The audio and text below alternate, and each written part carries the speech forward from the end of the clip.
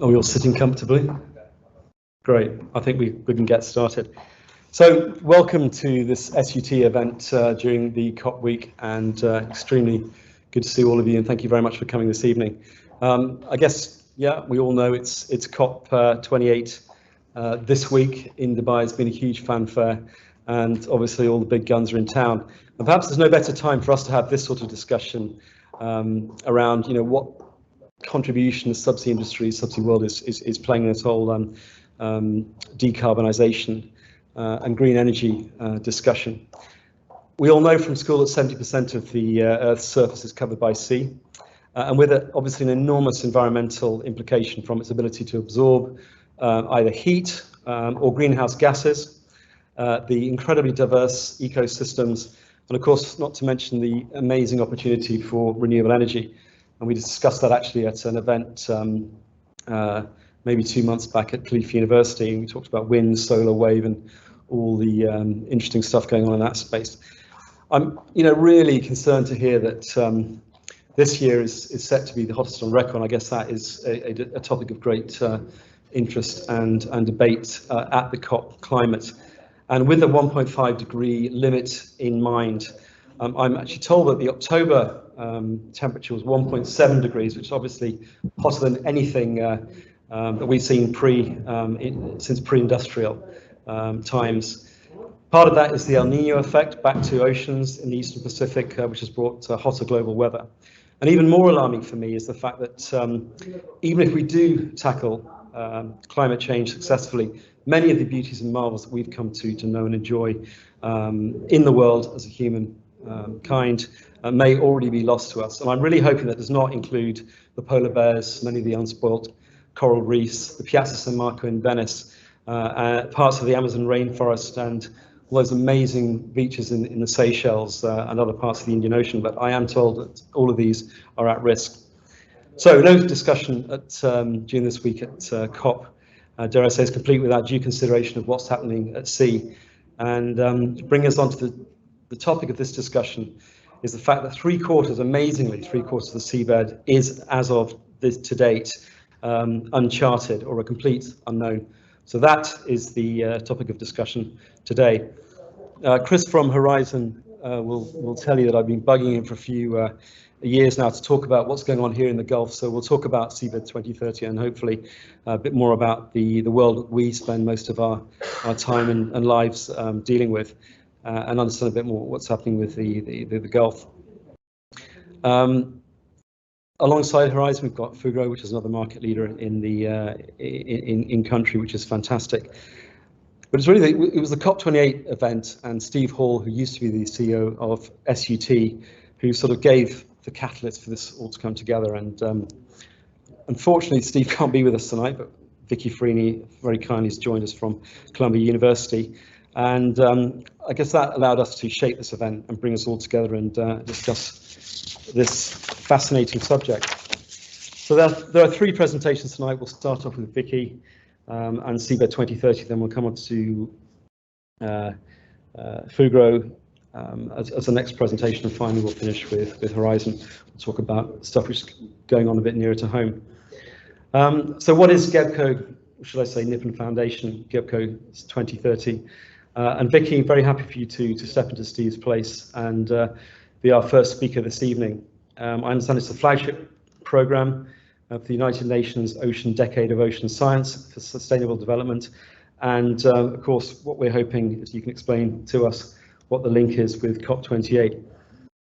Vicki Ferrini is a senior research scientist at Columbia University's Lamont-Doherty Earth Observatory. Her research focuses on using mapping techniques to understand the processes that shape the seafloor in a variety of environments. She's precipitated in research expeditions around the world, mapping shallow water and deep sea environments using ships, boats, submersibles, and towed platforms. Most of her work is in the field of geoinformatics, and she's the head of the Seabed 2030 Region Centre for Atlantic and Indian Oceans. Vicki, please.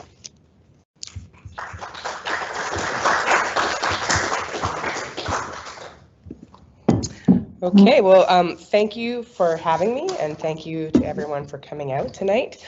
I'm going to give you hopefully a brief tour of what Seabed 2030 is and why it's important and the progress that we've made so far and what we're hoping to do to accelerate toward our goal of 100% of the seafloor mapped by the year 2030. So just to start off, why is ocean floor mapping and mapping data important? There are several examples listed here, ranging, of course, from nautical charts and oil and gas exploration to coastal and marine spatial planning, ocean exploration, geoscientific research, relevant to COP28, certainly ocean models, ocean circulation, the interaction between the ocean and glaciers. Bathymetry has a really big impact on that. The distribution of temperatures in the ocean around the world. Certainly the way that storms, hurricanes, and typhoons propagate has something to do with the seafloor. And when you think about how 80% of the planet is covered by water, or 70% of the planet, and only 25% of that has been mapped to modern standards, we really have very, very little information upon which to base this work and research to understand the oceans. This is a slide that I borrowed from Steve, just to point out how important mapping is to legislation. This is an example from the UK and EU nations, looking at all the different facets. Of course, I know you can't read any of that, I can't either, but really pointing out how important mapping data is to legislation and making sure that we manage our ocean resources well. So what is Seabed 2030? Well, the Nippon Foundation-GEBCO Seabed 2030 project is a collaborative project that is meant to inspire the complete mapping of the world's ocean floor by 2030. All of the data that we are assembling is being compiled into the freely available GEBCO Ocean Map, which is pictured on the bottom of this slide here. And the motivation for this really is to empower the world to make policy decisions, use the ocean sustainability, and undertake scientific research that's informed by a detailed understanding of the global ocean floor. So GEBCO may or may not be a familiar term to you. Just to give a little bit of context about that, it is the general bathymetric chart of the oceans. It is both a data product and a project that it operates under the auspices, the joint auspices of the International Hydrographic Organization and the Intergovernmental Oceanographic Commission of UNESCO. It has a guiding committee that sort of oversees its activities. It was established in 1903 by Prince Albert Premier in Monaco, shown here with his friends around the table. No, not shown here at all anymore. What happened? The screen went dark. Oh, it's the wire. Don't touch the wire when you're up here. Note to others. And GEBCO has been working with the Nippon Foundation in Japan, which is a philanthropic organization. For close to 20 years, the Nippon Foundation has been funding a training program to extend the reach of GEBCO around the world and to basically grow the next generation of ocean mappers. And so from this collaboration that has been established between GEBCO and the Nippon Foundation was born this concept of Seabed 2030 back in 2016, and the project really spun up in 2017. So a little bit more about GEBCO. What does GEBCO produce? Prior to Seabed 2030, the GEBCO global grid was made available at 30 arcsecond resolution. Since the creation of Seabed 2030, we've released an annual compilation at 15 arcseconds. We are aspiring to do different resolutions in the future. I can tell you more about that later.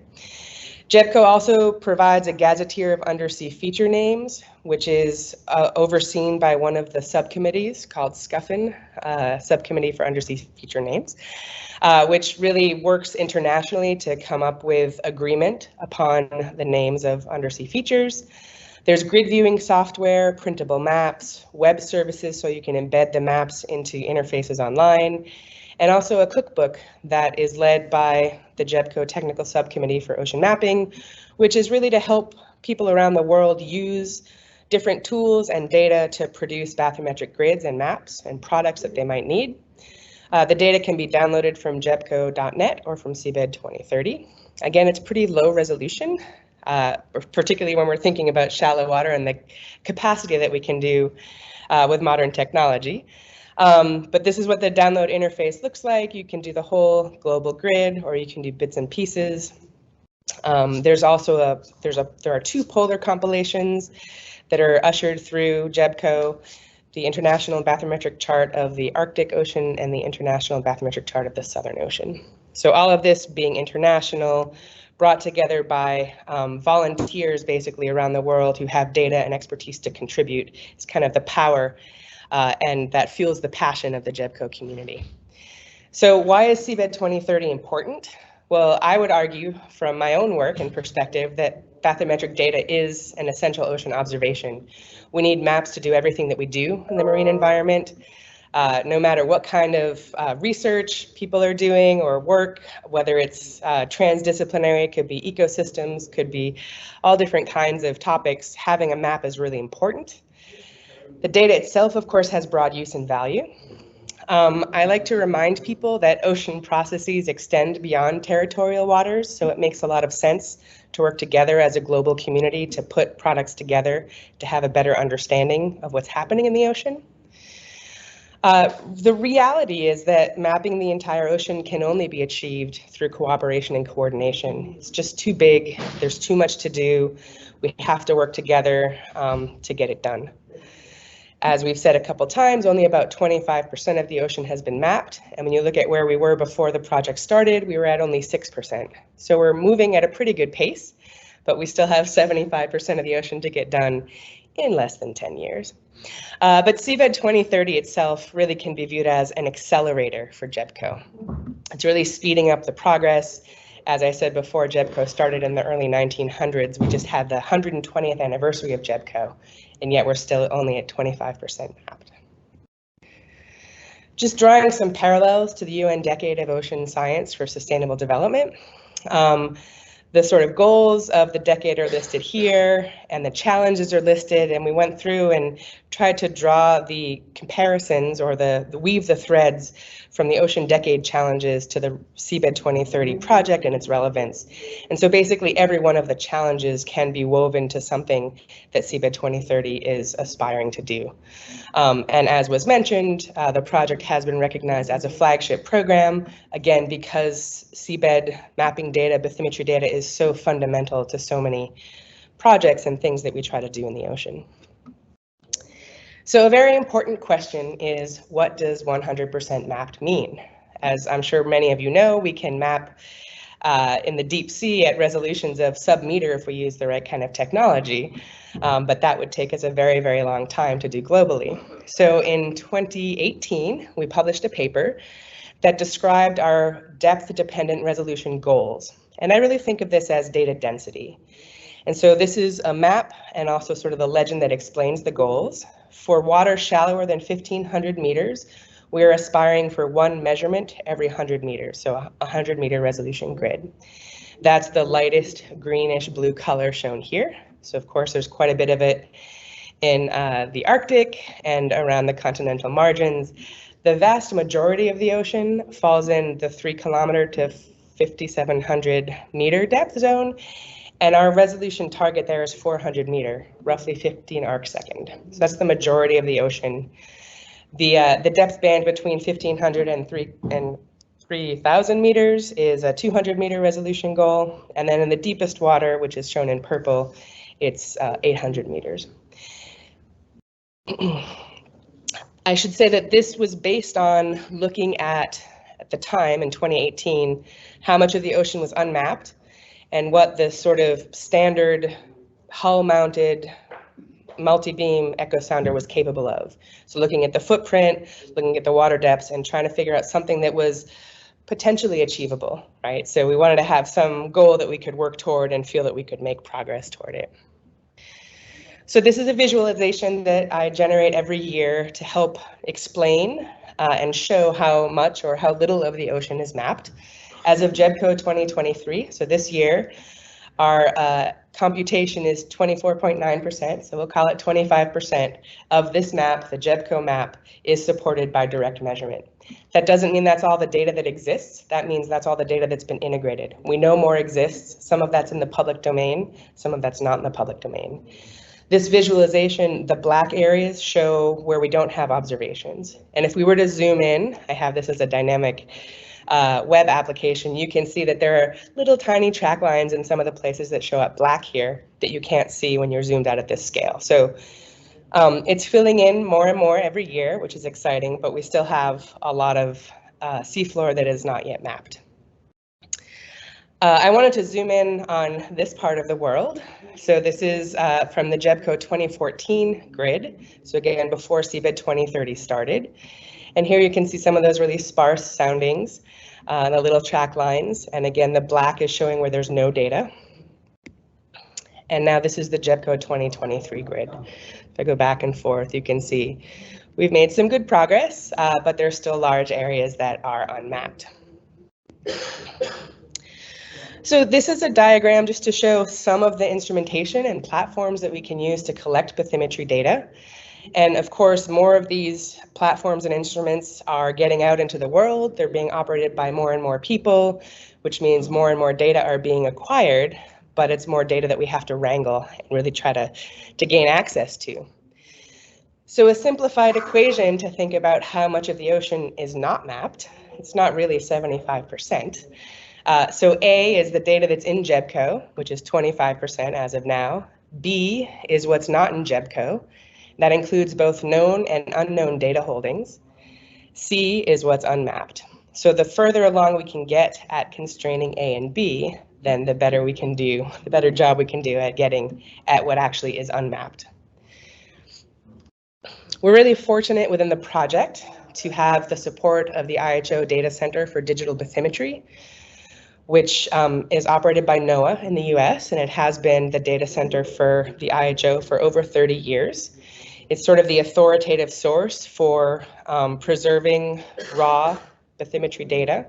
There's a digital viewer that's shown here, which is a map interface, which provides access and information about the spatial distribution, not only of data that is preserved within that archive, which is shown in green here, but other groups around the world who have not registered their data in the archive are making web services available to show the extent of data they've collected. And so different countries have provided web services all around the world, and we're starting to get sort of this patchwork of more and richer information to let us better understand what data are out there, whether or not it's publicly available by request, or completely under moratorium. And all of that can help us do a better job of prioritizing where we spend effort to collect new data and helping to direct people who have opportunities to acquire new data while they're out there.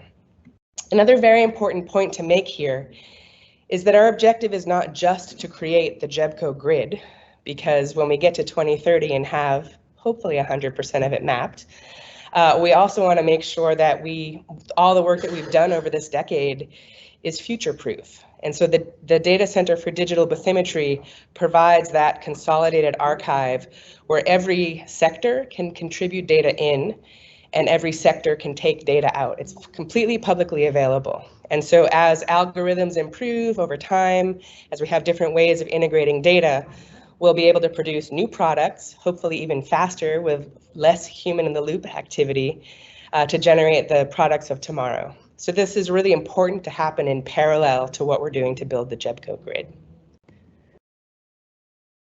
So the way that we're trying to tackle this massive problem is with a regional approach.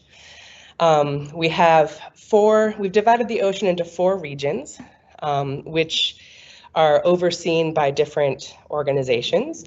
And then we have a global center that works to bring the regional products together. I realize the font here is tiny. I didn't make this, it's on the website, I just took a screenshot of it. So I have this to make it a little bit easier, and I'll explain. So the Atlantic and Indian Oceans is the region that my group looks after. We're based in New York City at Columbia University, and that area is shown in green. The Arctic and the North Pacific is jointly stewarded by Stockholm University and the University of New Hampshire's Center for Coastal and Ocean Mapping. So that's the blue in the Arctic and the blue in the North Pacific. The South and West Pacific is shown in purple, and that is stewarded by 3 groups in New Zealand led by NIWA, which is the National Institutes of Water and Atmosphere, GNS, and LINS. And I'm not going to be able to remember the acronyms off the top of my head, so I'm just going to leave it at that. And then the Alfred Wegener Institute looks after the Southern Ocean, which is shown in blue. And so each of these regional centers is tasked with coordinating with stakeholders. We want to make sure that we're building upon ongoing regional efforts. We're not reinventing the wheel, spending effort that's unnecessary. We want to really make sure that we're being as efficient as possible. We also want to understand the needs of stakeholders within the region. Some parts of the world have less access to technology, to data management systems, et cetera. And so we want to try to lift everyone up and fill in those gaps wherever we can and make connections. And above all, we want to promote a culture of data and knowledge sharing. Part of this, of course, is built on trust. And so making sure that people who contribute data and organizations that contribute data are properly credited and get attribution is really important. As I said before, identifying the data gaps is a key part of what we do. And then we build those regional products.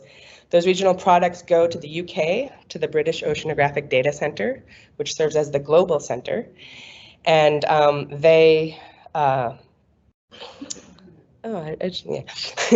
they build the global products and they distribute them.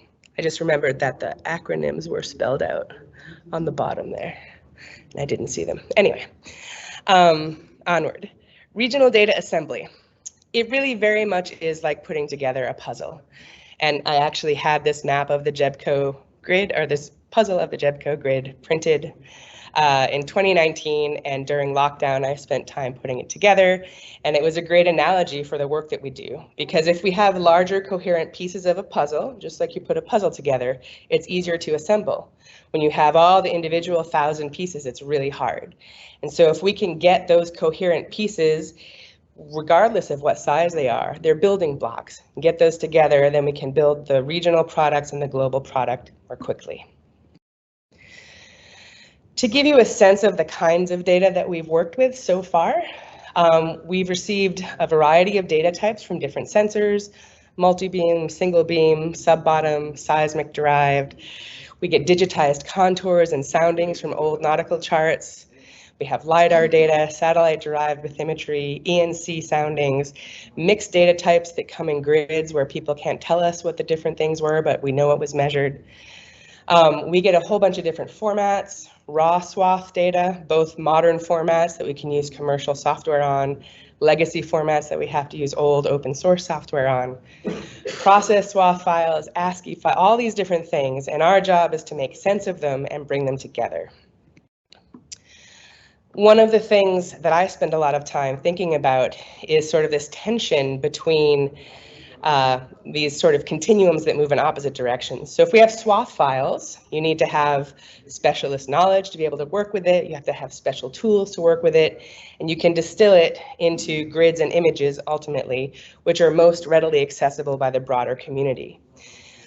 Our ability as data integrators to address problems that slide by as data are processed is greater if we have swath files, because if a sound speed profile wasn't applied, we can fix that in post-processing. If we receive point clouds or a grid and there's a sound speed problem, we have to remove the data. And so I like to encourage people to share, if they have very high quality grids that are coherent, that's the best, because that's a nice piece of the puzzle. If they can't do that, or if they give us that and the quality isn't great, we can try to make it better. But if they can make the process swath files available, we can pick up where they left off and we can build upon what they've done efficiently and get the products moved faster. Yep. So this is just a diagram showing how this works. My team takes the data as we get it. We work with it with a bunch of different software tools, assemble raster data, so grids. Then we prioritize those grids based on the data quality, and we basically stack them together to create the regional products. So how are we going to move toward our goal quickly and get things done? Partnerships really are the key to success for Seabed 2030. We have over 50 partners so far from different sectors. Academia and the government have traditionally been the strongest voluntary donors of data. Industry is starting to really come into the fold there, and we're starting to get the public to come in as well, which is exciting.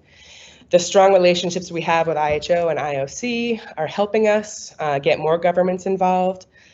But there's a huge role to be played by groups all around the world who are working with ocean data to get more data in to this globally sourced map that we're building. Some emerging solutions that are accelerating our progress, things like transit data acquisition. So Fugro, who is one of our partners, has provided over 2.3 million square kilometers of transit data that they collect when the ships are moving from job to job. There's a lot of transit data acquired in the US and a lot of effort to make tools available to help process that data more efficiently. There's some other examples in France and New Zealand. There's more than could fit on this slide, but we're basically getting more and more people to get data into the archive, knowing that there is a community out there that's ready to process it and transform it into high quality products. Another emerging solution is crowdsourced bathymetry data. And so basically the idea here is that any vessel with a navigational sonar could have a small data logger like the one shown here installed on the boat, and they can collect data that can fold into the maps. And so the example at the top here is a crowdsourced bathymetry effort from the Great Barrier Reef that has been extremely successful because of the frequency and the number of ships, the frequency of visiting. But there's a lot that can be done with crowdsourced bathymetry data. And in fact, the IHO has a crowdsourced bathymetry working group that's really trying to get the word out and also to identify the need and help convince governments to allow this data to be acquired and shared. And the map on the right there shows the global distribution of countries who have authorized so far the acquisition and sharing of crowdsourced bathymetry data around the world. Another emerging solution, of course, is robots. There are both surface and subsurface drones and vehicles, uncrewed systems that can go to hard to reach places at lower cost and collect data that can be delivered. There's a huge explosion in this space, and it's starting to really deliver benefits to us. Other emerging solutions include remote sensing techniques, both satellite-derived bathymetry, looking through shallow water that's clear, wave kinematic derived bathymetry, which is also being prototyped with a group with us this year, and LiDAR, which is a more traditional approach that's been used over the past. So it's going to help us in the shallow water where surveying is much less efficient. And basically, you know, this is such a massive task that it really is an all hands on deck approach, and we'll take any data that we can get to try to get it in to a meaningful product to help get this done. So how to contribute data, how to get involved. You can go to the website and find some information there. You can sign up for our mailing list. The team is really eager to help work with whatever people are able to contribute. We have our resolution goals, but we also recognize that not every nation is content to share data at 100-meter resolution, for example. And we have some examples where governments have given us 1-kilometer resolution data in their EEZ, but they've also told us where all the soundings were collected so we can properly quantify what's been mapped while still blurring the details of their seafloor. So there's a lot of space. The team can provide assistance to help make data available and help to get it integrated. So the most important thing I think to remember is to contact us if you have data or know of data. It's also very helpful for us to know of data that's out there that might be able to be shared later. So it could be a polygon or a track line that we can put on a map to help get the information out and make it known. Just some examples of helping us make it happen. Our community is growing around the world, all different platforms and tools starting to come into the mix. And this is what I like to end with always, because it's really exciting that we can create a complete map of the global ocean, and in fact, a complete map of the world, which has not yet been done through this project. So I'll end there, and thank you for your time.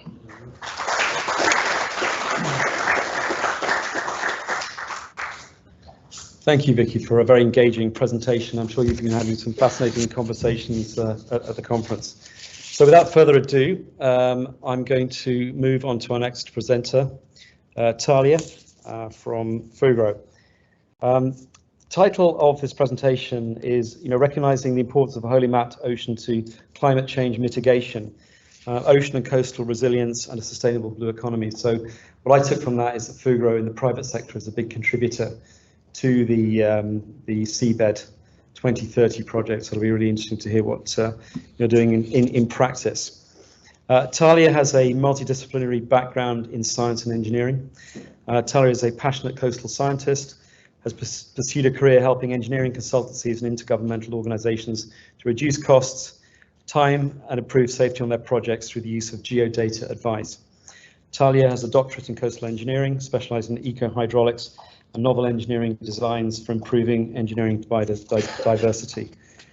Talia works here in the Middle East, I think I'm almost done, and India region, where she leads Fugro's coastal resilience and ocean science initiatives.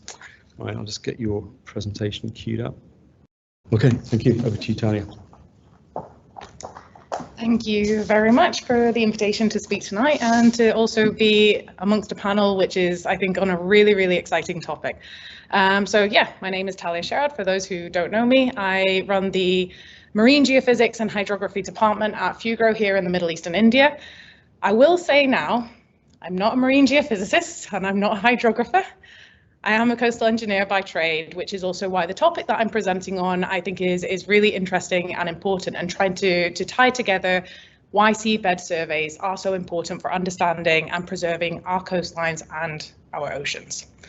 So I've been in the region for 3 years, and as we've said, I'm part of a global group that is focusing on coastal resilience and ocean sciences, and I'm hoping to give you a bit of a flavour on what we're doing at Fugro, but also trying to kind of, I guess, bring a bit of a reality on what we're facing in the world and why this is such an important topic, and understanding the value of the data that we're collecting and putting it just, with a bit of a real life twist.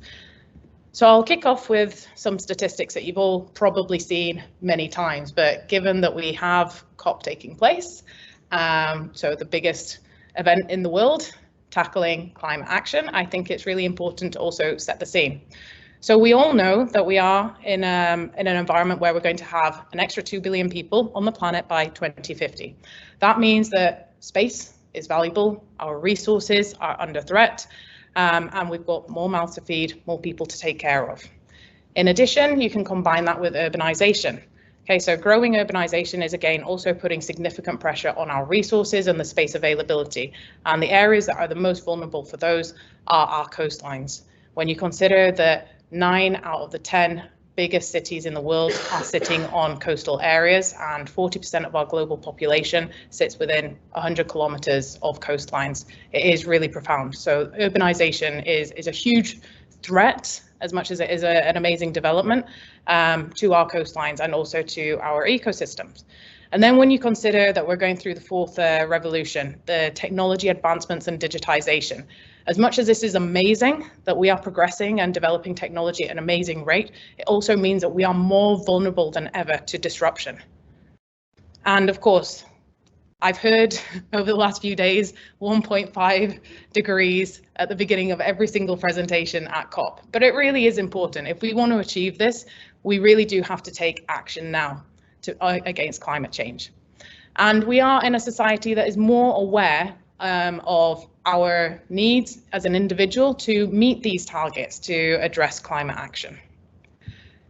So thinking about this, why is geodata important? And at Fugro, we pride ourselves as the world leader in geodata. And there's many companies out there that are amazing at collecting data, but what really sets us apart is the vast amount of data that we can collect from the most remote areas inland through to the deepest depths of our oceans, and pulling that together to make use of it. And you think about, again, COP, we're setting targets and trying to address, really important topics. Setting realistic actions and KPIs means that you have to have good data. You have to be able to measure it and take responsible actions on it. And be honest, are we actually really meeting the targets that we've already set ourselves? And I think everyone who has been part of these conversations probably knows that we're quite a long way away from meeting those 1.5 targets as well. But the most important part is decision making. If you don't have good data, you can't make trustworthy decisions. And that goes for every single sector in the world, whether you're talking about climate change or whether you're talking about oil and gas or various different energy sectors. So this is where we really take pride in what we do. We collect vast amounts of data through our various different ways of acquisition. And then to make sense of that, we analyze it, we sort it out, and we bring it together for our clients. These can be from various different sectors in the world, academics, NGOs, oil majors, but it is making sense of that data, helping them understand what that data means, and ultimately trying to de-risk projects. So this is why I really like this slide. I think it summarizes quite well the acquisition, analytics, and advice that we bring to the table. But ultimately, what does this mean for the oceans? Well, we've just had an amazing presentation, which I think already sets the scene, and without trying to repeat some of the points. The ocean covers, 70% of the world, and it's home to 94% of all life on this planet. And it produces over half of the oxygen that we breathe. So it's pretty important. And then when you think about this from the blue economy perspective, over 3 billion people rely on the ocean for food and jobs. So it is hugely important to every single one of us, whether we think about it consciously or, just in our day-to-day lives. But yeah, that old gem, the fact that we know more about the surface of the moon than we do our own oceans is insane. I can't believe that we're all sitting here today and we've just seen the presentation with the amount of effort that's gone into it, and we're still at that point. Now, I realize that the image that I have on here is not the latest up to date, so mine's not as pretty, but I think it still does show how much data has been collected to date. Okay, and we've already heard it. So the amount of darkness on that image, it just kind of really brings it to life, how far we have to go in terms of collecting data about the seabed and understanding the condition and health of our oceans.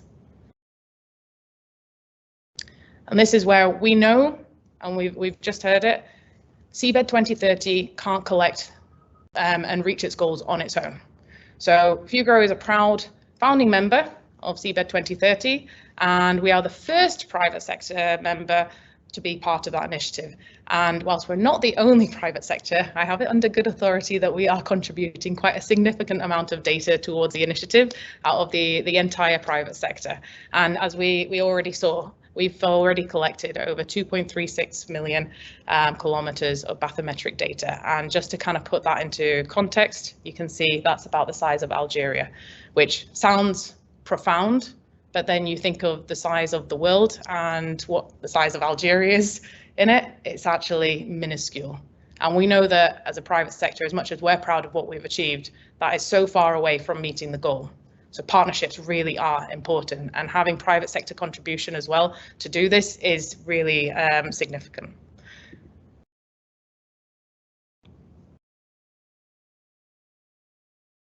So how are we doing this? Well, we've got various different means of technology, and most of these are through our in-transit kind of methods.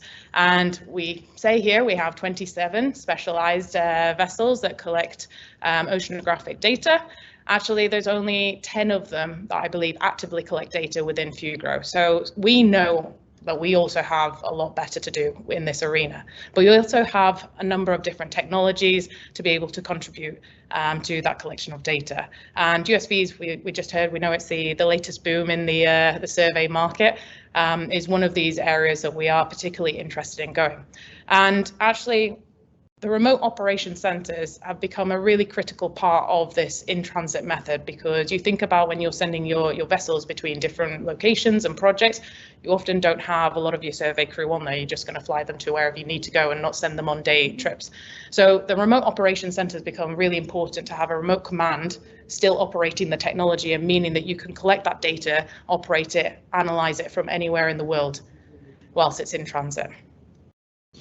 But we do know that we can do better, and this is a roadmap of how we believe we see where we want to go by 2035. So taking our traditional means of vessels and how we operate them, using more sustainable fuels to be able to continue collecting data that we have within the seabed, but also looking at new ways.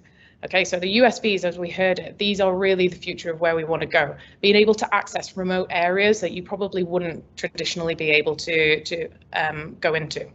And so this is kind of a bit of an overview of what we want to be able to contribute. And I'm actually really proud. I've got my colleague here in the room who is leading our remote and autonomy department. And by Q1 next year, we will have the largest USV fleet in Fugro in this region. So we can't wait to get them active on projects and to show really the magnitude of what they can bring to this area and also to the region. But why does this matter? And my title is Coastal Resilience and Ocean Science. So we've talked about more of the oceanographic aspect. And I don't think people really appreciate actually how much of an impact the ocean has within our coastal areas.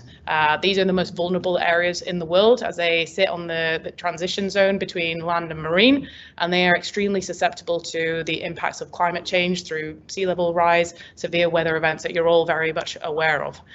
But when we talk about the ocean, people don't really kind of think, you can't see the damage that's been done to the ocean. Okay, so ocean acidification. We don't consciously think about it because you can't see it. Pollution that goes into the ocean, we don't see that every single day. With coasts, it hit home a bit more when you start seeing severe weather events, because you can have that from anywhere, in the Caribbean through to the south coast of England. Okay, seeing homes being washed away every single day due to significant events that are taking place. So what happens in the ocean has a huge impact to our coasts, and that's why they're not separate topics. They are hugely interrelated. So when we consider the benefits of understanding ocean health and what that can bring to our day-to-day lives and the coastal area, it's really impressive. So we've already talked about weather events, okay, the huge role that oceans play on weather impact. Okay, then we've also considered, resources within the coastal areas. For us, didn't touch it. Oh, there we go. Okay. So yeah, when we consider the resources that sit in the coastal areas, and for us, everyone in this room, we go to a supermarket and we collect our fish, but you consider the local fisherman in the Caribbean whose entire livelihood depends on the resources within it, and him going out with his little boat, it becomes a little bit different, and the profound impact on it.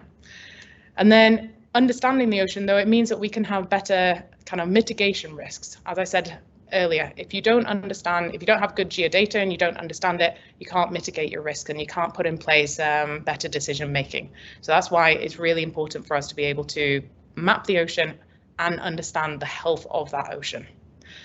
So I've got a video that I'm going to play next. It's not of this region, but I think it really does highlight the importance of seabed survey. It's using our LiDAR technique, and it's for the nation of Tuvalu. Some of you might know it as the sinking nation.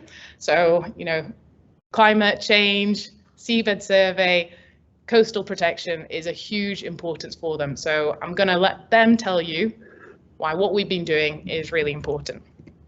And hopefully this works. In the Pacific atoll nation of Tuvalu, communities live right on the doorstep of an ever-changing ocean, at serious risk from cyclones, rising sea levels, and storm surges.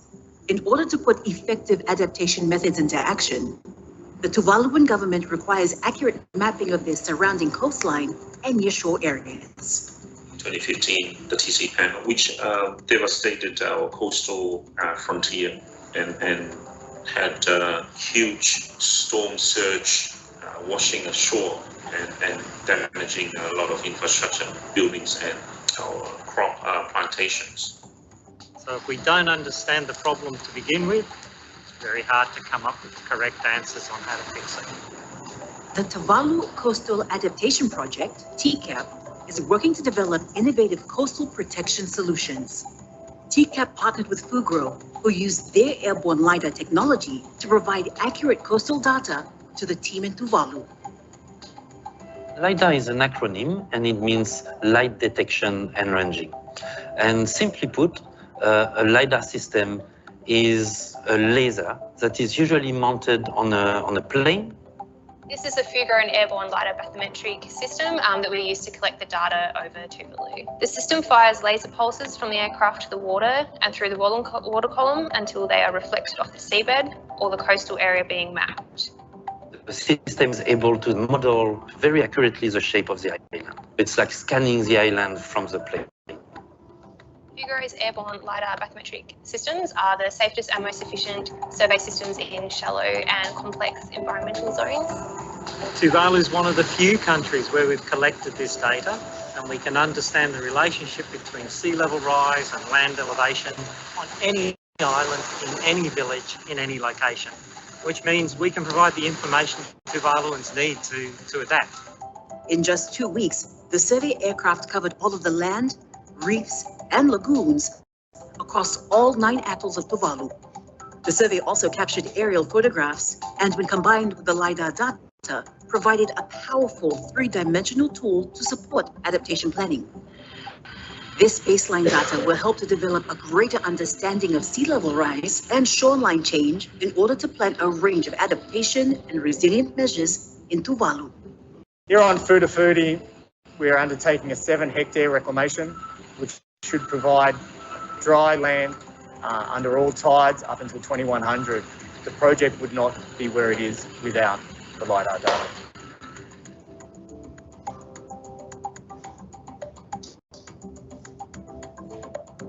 Thanks to accurate baseline data, TCAP can now support long-term adaptation solutions for Tuvalu. The use of LiDAR could soon transform the design of coastal protection solutions for other atoll nations in the Pacific. When we ask to work with the best available data for a particular island, most often what it means is relying on baseline data that were collected 20, 30, 40, 50 years ago. Your ability to address climate change is really dependent on a very accurate understanding of changes that occur in the island over time and over space. Good baseline data tells us all those things, so it allows us to position infrastructure in a way that is the most resilient it can be. That is huge savings, because coming back and fixing those things afterwards is very expensive and very problematic. Should TCAP be successful, it will prove a viable adaptation option for low-lying Pacific Island states. So it is our hope and expectation that the TCAP project would provide us with a permanent methodology to prevent our foreshores from being eroded and our land being taken away.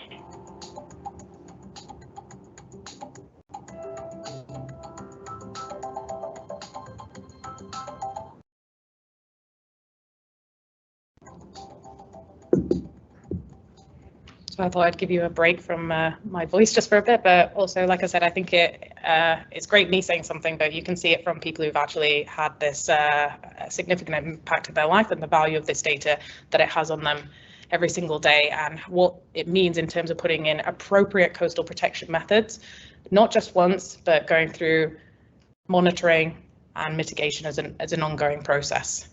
But that's not in this region. Fair enough. So why am I showing it? Well, we sit in, a very shallow area region, and we have areas that are extremely susceptible to the impacts of climate change. The Red Sea, for example, is one of the most susceptible. It's got pristine, gorgeous coral reefs where we see amazing developments underway, which are going to take advantage of being able to share that with the world. It's also kind of a cornerstone in terms of trying to bring together temperature-resistant ecosystems. So taking coral reefs and algae from them to transplant them into other areas of the world to bring that temperature resistant. So whilst it is extremely vulnerable, and it's important for every single one of us in the room to play a part in trying to preserve that, it's also a learning stage really for the rest of the world to be able to take kind of examples and best practice forward.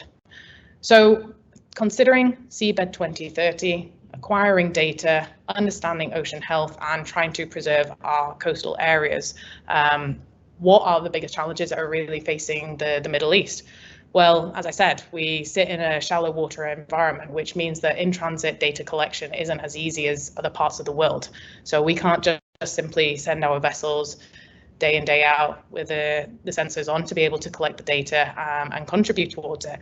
And that also is due to the territorial waters or restricted access that we have, not just from governments, but half of the time we're going over an oil field or, you know, an asset that needs approval. So again, you can't just go and turn sensors on, and that doesn't matter what sort of technology you are using, whether it's a heavy asset or whether it's a LiDAR. It's just not possible for us to be able to do.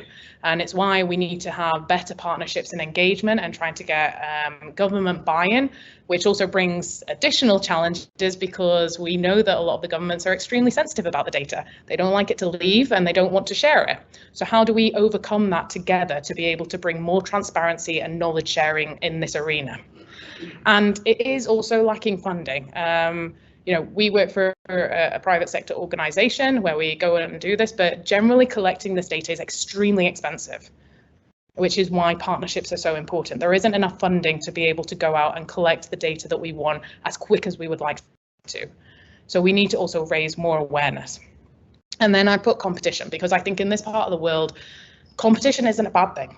It's a great thing, especially when it's considering innovation. And it's actually seen here, it's used, I feel sometimes as a weapon, driving down prices within the private sector to get what the client wants, instead of actually looking at how we transform this sector and take it to a new level. So we need to start coming together as a sector and looking at, you know, seabed surveys and how we can work together to really take it forward and contribute to this important arena. So I will leave you all with this quote by, I hope, everyone's favorite person. But yeah, thank you very much. I have a number of colleagues in the room. If you want to get into technical discussions, I will point you to their direction, unless it's on coastal resilience. But yeah, thank you very much for your time and allowing me to present.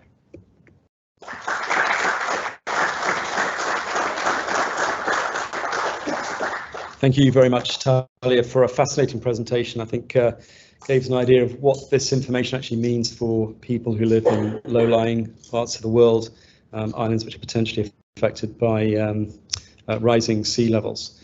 So we're going to have three presentations. We'll come on to the last presentation now from Horizon Geoscience. Right, let me introduce the speaker. I guess, and this is back to my conversation with Chris West a couple of years back. You know, for me, I mean, not a lot of us really know or understand what's actually going on in the Gulf. Yet all of us, at the end of the day, have to work. So I wanted to find a way to take a closer look at what's going on nearer home in the offshore sector. And whilst, as Talia pointed out, the water here is shallow, and if you've ever been swimming in it, it feels like a bath at times. We know that some of the trenching companies have serious problems trying to deal with what you think would be soft, you know, easily sort of trenched seabed, whereas it's as hard as potentially anything you can find, and I'm sure Aziz is going to talk about that. And there are issues with subsea foundations, free span corrections, and all of these things have a real material effect on the cost of offshore installation campaigns. So the title of this this talk is Regional Bathymetry. I've got this right, in subsea geology within the Gulf, and the challenges that it presents to the work in the marine, offshore, and subsea industry, directly impacting contract risk, cost of foundations, cable, and pipe laying. And I'd like to introduce Aziz Ghoneim. He's a survey manager at Horizon Geosciences, which is and has almost 20 years of experience in geomatics, offshore survey, construction support, seabed mapping, GIS, quality assurance, and control. He started his career as an offshore navigator. That's always very helpful in this world, and developed skills along the years before he became the survey manager to one of the survey offshore industry leaders in the Middle East. He's passionate about mapping, especially in the context of subsea exploration. Hope the slides will work for you. Thank you. Aziz. Hello, everyone. Thank you, Adrian. As Adrian is saying, my name is Aziz Ghoneim. I'm the survey manager from Horizon Geosciences. I've been with the company more than 13 years now. And yeah, let's start. So the presentation today consists of 7 sections. Introduction, why seabed mapping is important, some definitions about some hazards in the area and how those hazards are developed, and the tools to identify those hazards, and some real-life examples from subsea that I would hope that they are interesting examples for you to see, and conclusion. So, as everybody knows, the geology of this area has been significantly influenced by the deposition of submarine sediments associated with numerous sea level changes during the relatively recent geological time. The Gulf region, as everybody knows, consists of these GCC countries: Oman, Saudi Arabia, UAE, Qatar, Bahrain, Kuwait, Iraq, and Iran. The bathymetry of the Gulf region. The Gulf region is semi-enclosed water body centered in the Middle East. In the East Central region, the Gulf water depth exceeds 100 meters. So at this part, sorry. Okay, water depth exceeds 100 meters at the south, at the eastern part. But for the most part, these are less than 50 meters. The Gulf is approximately 800 kilometers long, 200 kilometer width, and reduces its width at 39 kilometers at the entrance at Strait of Hormuz at this area. The physiology and the physiography and the topography of the Gulf region. So the Iranian shore is this part, is mountainous, and there often are cliffs. Elsewhere, a narrow coastal plain with beaches, intertidal flats, and small inlets borders the Gulf area, at this area. Cliffs are rare on the Arabian shore, so the Arabian side is this side where Saudi, UAE, Qatar, and Oman is there. Cliffs are rare on the Arabian shore of the Gulf, except around the base of Qatar Peninsula and the extreme southeast around the Strait of Hormuz, where they form a spectacular coast of Musandam Peninsula, this part. So the North Arabian shore is bordered by sandy beaches with many small islands, including small lagoons. The geology of this area. The main shallowest sedimentary units generally occurring in the Gulf region includes land-based sediments formed by weathering and erosion process, like this example, and mostly they are silt, clay, and muddy sediments. Next type would be the remains of the living organisms like shells, corals, and other microscopic organisms. Oceanic and organic minerals that precipitate directly from the seawater, like gypsum, and weak rock formation of various composition like calconite and calcitite. And this is some examples of coral reefs and some also seabed samples from coral reefs as well. And this is the calconite area that Adrian was referring to. We'll go into this and show some examples about all of these features in the next few slides. Why seabed mapping? Okay, so I started my career as a navigator on a seismic boat. I was working offshore in a very beautiful area full of corals, and that boat was an aluminum boat floating on pontoons. It was a very risky project, but what actually was very more risky was the area itself. It was full of corals, and I was actually conscious about damaging those corals. But the next phase of the project, I joined an ROV project as part of environmental impact assessment. And we revisited some predefined locations to verify that those corals are still intact and not endangered at all. And from that point onwards, like 19 years ago or 20 years ago, I understand that survey is not only about seabed mapping, but actually has very nice other purposes like protecting our environment. So for offshore oil and gas energy developments to be safe and successful, mapping the marine geohazard is of critical importance. Geohazards pose significant challenges. The marine geohazards are defined as geological materials, features, or process on and below the seabed, associated with risk to infrastructures or the environment itself. There are multiple examples in history where geohazards have caused significant challenges in the exploration phase. Excuse me. Marine geohazards include submarine landslides, slope failures, subsidence, fluid flows, seepage, shallow gas and gas migration, scour events, migrating bed forms, soft and weak layers, seismicity, volcanism, positive reliefs and negative reliefs, and faulting. I'll show many examples of this in the next few slides. Among most of the notable after effect of the geohazard occurring are blowouts, loss of the flanking soil to wells, platform settlements, uncontrollable gas or water flows, leaks from wellbore casing, damage to the wellbore casing, loss of wells, and loss of platform foundation. Development of unsupported spans. So this is what happens to like platform installation. This is the next slide. Next part will be to the pipelines. Development of unsupported spans, scouring, backfill erosion are also potential effects considered for the pipelines. Intermediate weak layers, inconsistent sedimentary layers, shallow gas, erosion, truncation of seabed surfaces, buried paleo channels, and buried boulders and obstructions, which poses risks to the rig emplacement and drilling. How to identify those geohazards? The increasing amount of offshore oil and gas energy development, including offshore installation, drilling, wind farms, and dredging, has made accurate seabed mapping very essential. For this application to be used, a thorough understanding of the topography of the seafloor, as well as the composition of the sediments at both surface and deeper level, is far necessary. Conventional approach to acquiring information about the seafloor's composition entails taking real sediments, samples, and acoustic remote sensing. The geophysical survey is part of what we do in Horizon.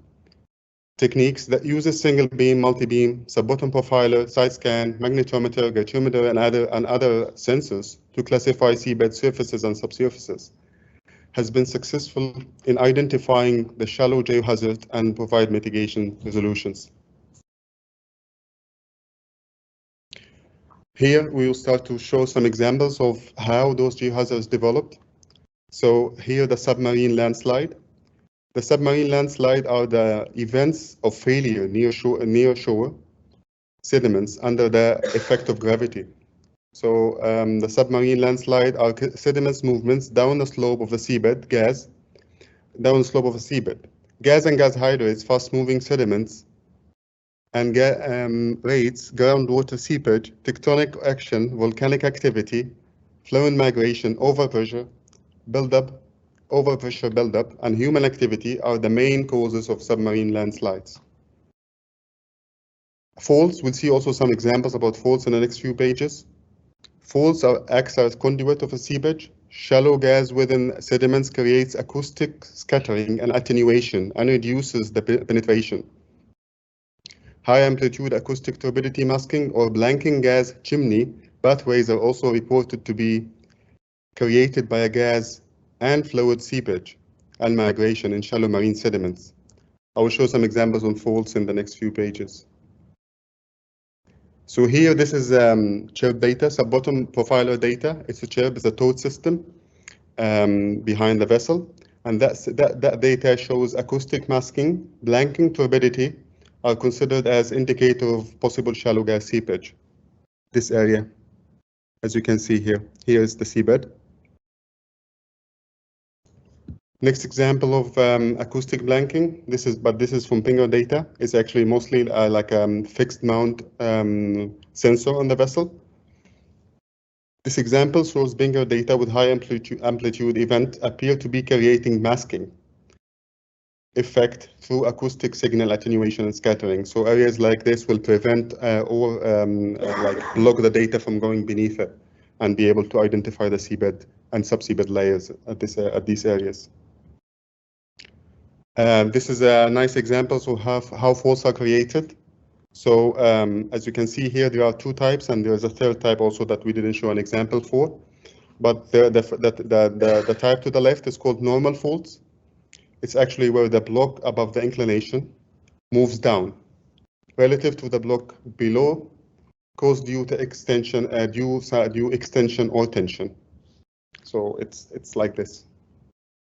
Reverse fault, the block above moves up with the respect of the block below, caused due to compression and shortening. So actually it's the opposite way. It's like compressing, and then one block will move up and the other will slide down.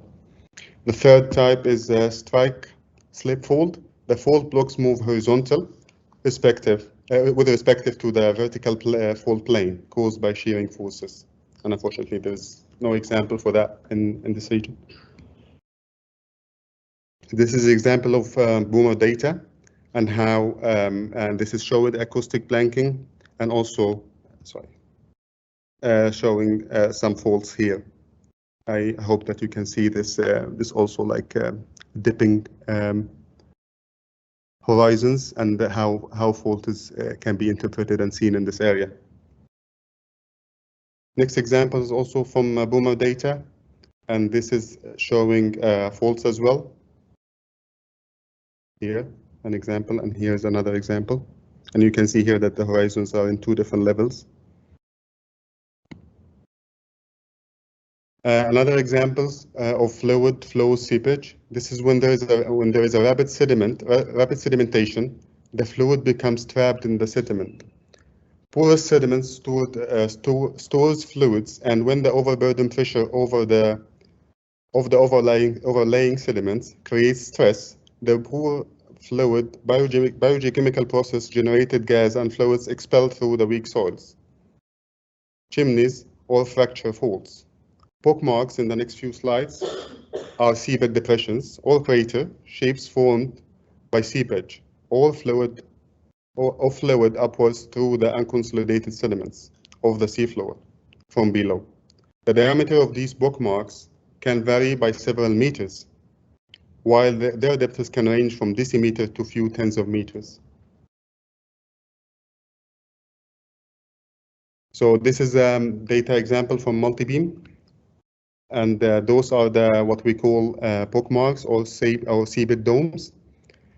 Those seabed domes are believed to be possible precursor of pockmark cluster formation, in which it's an initial stage of gas fluid escape from chimney. So actually this is before the gas escapes from the seabed, where poor fluid pressure may inflate shallow sediments to form a dome shape. So this is actually just grabbing or trapping soil or gas. Next example of an active pockmark. So this is after the gas or the fluid expels from the domes. Active pockmark or seabed depression formed due to escape of fluid seepage to water column creates acoustic turbidity and signal attenuation. And we can see this here in the water column. I hope you can see. This is an example of inactive pockmarks. So this is after all these generation of pockmarks had happened already. This is an example coming from multi-beam data. And this is pockmarks appears to be well developed and inactive. This is an example of after effect of a geohazard. This is coming from seabed instability. Seabed instability due to varying thickness, soil's properties, and bearing capacity between in-place legs may cause variable leg penetration and affect stability of the rig.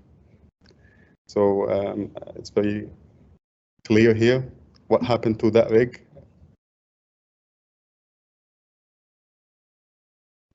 This is another example of geohazard after effect. We call a blowout. It's an effect during drilling activity presented in that figure. Rig and platform debris can be seen scattered around the crater on the seabed. The blowout occurs when uncontrolled oil or gas release from the well take place due to the failure of pressure control system. This happens mostly when the drilling fluid creates overpressure in addition to the overburden poor pressure or drilling through excessive pressure zones. In some of the marine environments, shallow abnormal pressured gas formation or accumulation can be present at very shallow depth where conventional blowout prevention equipment will not be able to prevent. This is an example of boomer data. This is also another after effect of geohazards. This happens due to soft and weak layers. So the example here shows 3 different layers. One of them is sandy layer, and layered after that by soft clay layer, and then another sandy layer. So what happens here? When individual legs penetrates below the seabed, if the topsoil bearing capacity is insufficient, it will cause sudden penetration of the leg. And differential penetration may cause leg buckling instability during the load controlled jacking up process.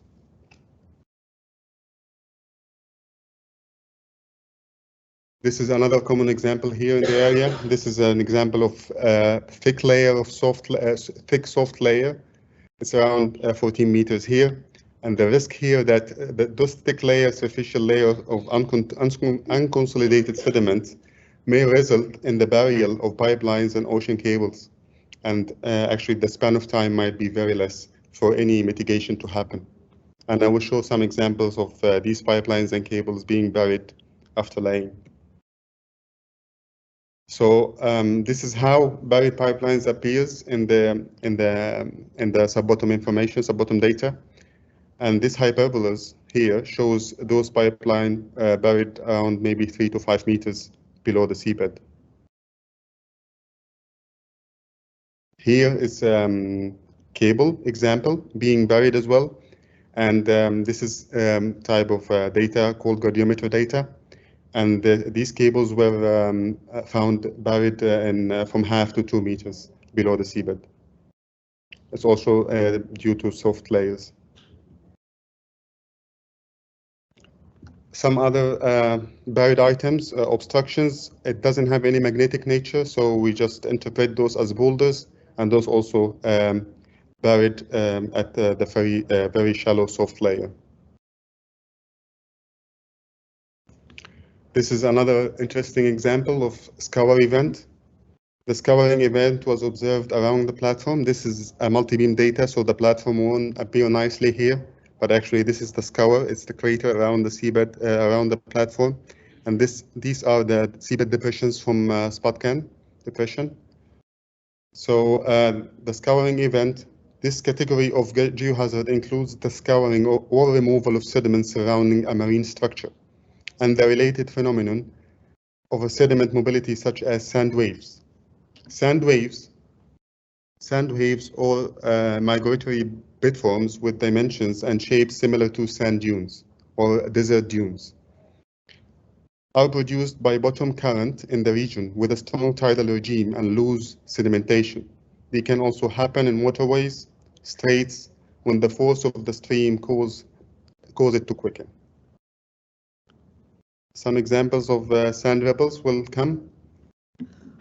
Okay, so here, as you can see, this is a mobile sand rebel bed form is moving from northeast towards southwest and covering the pipelines. So this is like some pipelines laid on the seabed, and you can see here that sand waves are traveling from northeast to southwest and covering the pipelines or cables, which will make them like trying to find them again, it will be like a challenge. This is an example of calcareous seabed covered also by seabed, and this is it's a hard sediments which makes the laying at this area or deploying platforms. It's a bit of challenge. So it's an area that most of the EPC contractors and oil and gas are avoiding to do installation. This is an example of positive relief and negative reliefs. So this is just an illustration of pipeline and cable difficultly laid between those mounts. This is an example of positive relief. This is sub-bottom data. This is a coral outcrop on top here, this area. This is another example of positive relief. It's a calcareous outcrop. This is chirp data. This is bathymetric data and This is bathymetric data and less than 10 meters water depth, and you can see here this is an outcrop. So all of these are like there's a pipeline avoiding this area or these outcrops, but I mean while designing, and there might be the initial route was already here, but then they were located after that due to after the seabed survey. This is an example of a negative relief. As you can see here, this is a sudden change. We call it escarpment.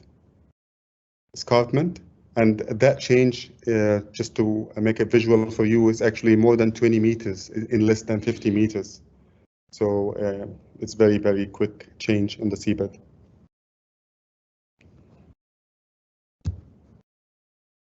Another example of escarpment. This one is even more severe. It's like it's like if you're standing in front of 3 floors building. It's actually a 20-meter change in seabed in less than 10 meters. So area like this, EPC companies and oil and gas will avoid laying any pipelines. This is a negative relief also example, but due to man-made activities. This is due to dredging activities. Here and here, these are examples. All of these examples coming from multi-beam data. This is an example of area of coral pinnacles. Coral habitat and reef causes to deviate pipelines and cable installations. So people are EBIC companies avoid also areas like this and areas like this where marine growth is there. This is an example of sub-bottom data of buried channel. Sediments are highly variable in the soil properties and grain sizes, vertically and horizontally. Slopes of the buried channel slide walls also pose risk to installation. So in conclusion, an assessment of any seafloor subsurface geologic man-made features and conditions that may have an adverse effect on the proposed drilling and installation operation is essential for oil and gas and wind farm industry. Geophysical survey with all of these sensors we mentioned are necessary to mitigate any pre-installation and drilling risk and constraints. This is in addition of geotechnical soil analysis as well.